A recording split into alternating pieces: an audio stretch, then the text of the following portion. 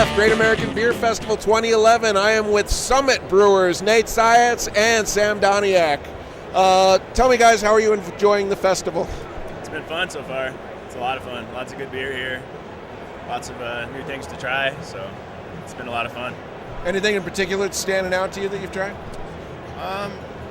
Nothing in particular, I don't think. I've just had so many, it's hard to keep track of them. I mean, there's been some that are really good and some that are so-so, but for the most part, the standard, I think, is really, really high, so it's a good thing. Nate? Yeah, well, this being the VIP session, I finally got to stand in line for some of the ones I wanted to try. Firestone Walker and Shorts. It's been crazy the last couple days how long their lines have been. It's like, I've been impressed with how well our beer's been received too. You know, our line always seems to be pretty long as well. So, and our two beers that, you know, a lot of people haven't tried before, the Anniversary Ale and Sam's Honeymoon Saison, people are really enjoying those.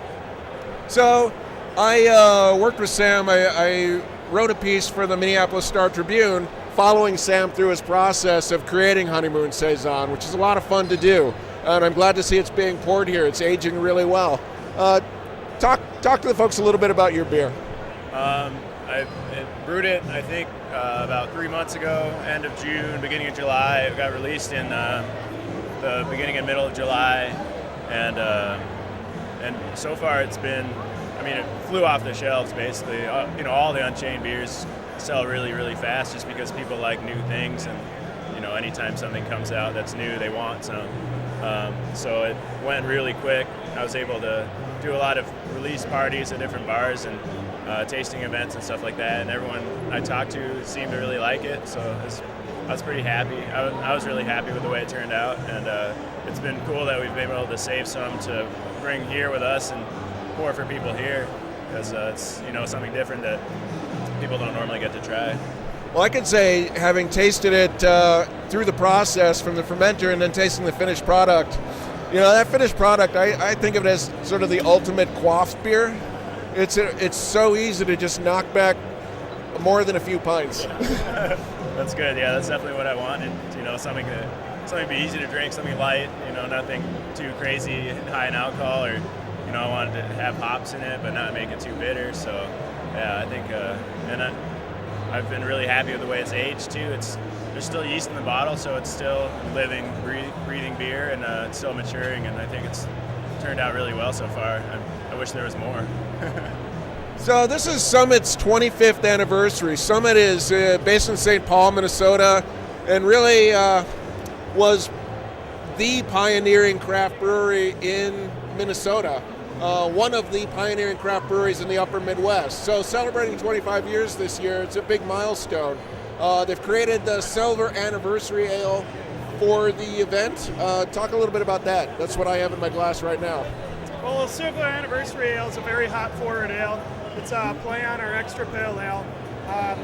When we started developing ideas what we wanted to do for this beer, we wanted to pay homage to the beer that made Summit famous, the Extra Pale Ale.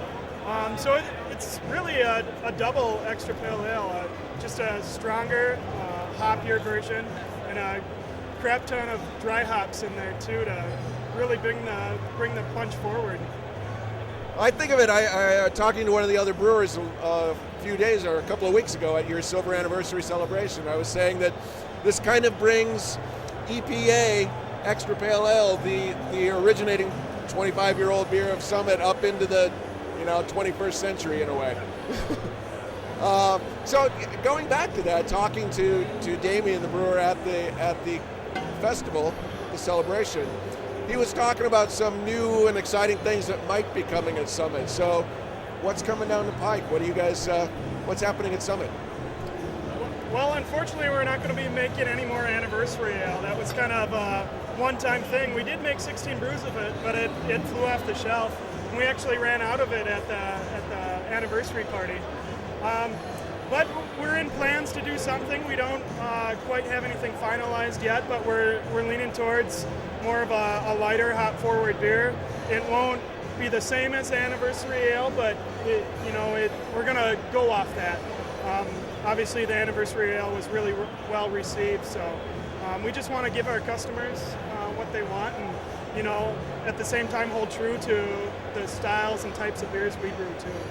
And you guys just got a small pilot batch brewery, is that right?